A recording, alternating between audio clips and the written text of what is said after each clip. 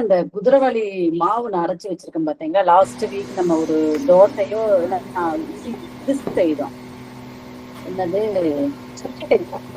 கோதுமை மாவு ஒரு 2 ஸ்பூன் எடுத்திருக்கேன், குதிரைவாலி ஸ்பூன் எடுத்திருக்கேன். அது கூட முள்ளங்கிய துருவிட்டு அது நான் ஃபர்ஸ்ட் போட்டது கசூரி மேத்தி. வெந்தய கீரையை நான் நமக்கு நிறைய கிடைக்கும் போது வாங்கிட்டு அந்த வெந்தய கீரையை கழுகி காய வச்சு அதை நான் காய வச்சு எடுத்து வச்சிருக்கேன். கசூரி மேத்தி அது கூட வெங்காயம் துருவி வச்சுருக்கேன்.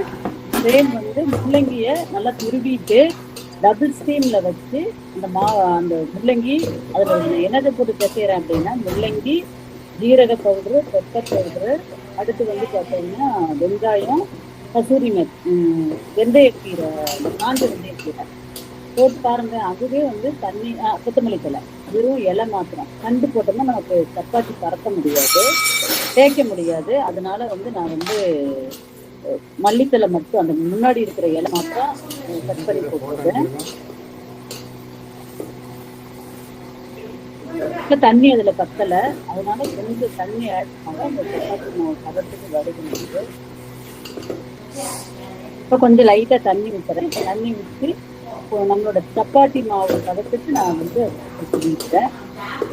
இதுல உப்பு நான் போடல, உப்பு சால்ட் ஆட் பண்ணல. என்ன ரீசன் பார்த்தீங்கன்னா, முள்ளங்கியில அந்த சால்ட் கண்டென்ட் இருக்கு. வேணும் டேஸ்ட் வேணும்போது உப்பு போட்டுக்கலாம். தண்ணி பார்த்துட்டு நம்ம அளவா போடணும். என்னன்னா சப்பாத்தி பிடிக்காதே ரொம்ப தண்ணியை ரொட்டி மாதிரி ஆயிடும். அதனால சப்பாத்திக்கு எந்த அளவுக்கு நம்ம தண்ணி ஊற்றணுமோ அந்த அளவுக்கு தண்ணி ஊற்றி நல்லா பிசைஞ்சு வச்சுக்கிறோம்.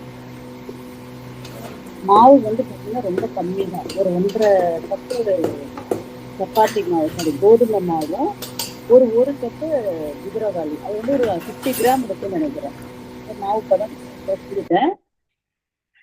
அப்புறம் நம்ம தேய்க்கிறதுக்கெல்லாம் டைம் இல்லைங்க, அதனால டைரக்டா நான் சுட்டுட்டேன். நான் செய்து வச்சு சப்பாத்தி பாருங்க, ரொம்ப நல்லா இருக்கு. ஃபுல்லா பாத்தீங்கன்னா அதுல மல்லித்தலை, இது பேர் என்ன, முள்ளங்கி, ஃபுல்லா முள்ளங்கி தான் இருக்கு. மாவு ஏன்னா இதுல நம்ம கோதுமை மாவு மட்டும் போட்டு நம்ம செய்தோம்னா ரொம்ப சாஃப்டா இருக்கும். இது கொஞ்சம் கெட்டியா ரொட்டி மாதிரி இருக்கு, பட் நல்லா இருக்கு, சாஃப்டா தான் இருக்கு. பட் அது பரத்தும் போது நம்ம நைஸா பண்ண முடியல, கொஞ்சம் கெட்டியா பண்ணியிருக்கோம், பட் நல்லா இருக்கு. இது முள்ளங்கி சப்பாத்தி.